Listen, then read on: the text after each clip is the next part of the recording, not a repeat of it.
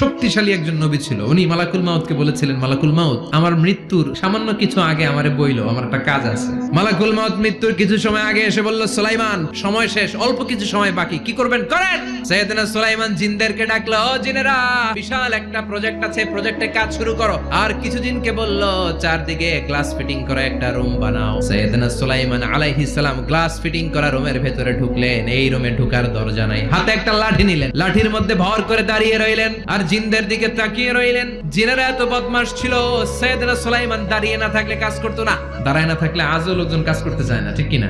সুলাইমান আলাইহিস সালাম লাঠির মধ্যে ভর দিয়ে দাঁড়িয়ে রইলেন আর বললেন, কাজ করো। জিনেরাও কাজ শুরু করলো। ওদিকে মালাকুল মাউত এসে বলল, সুলাইমান সময় তো শেষ। সুলাইমান বলে, সমস্যা নাই, রূহ কবজ করো।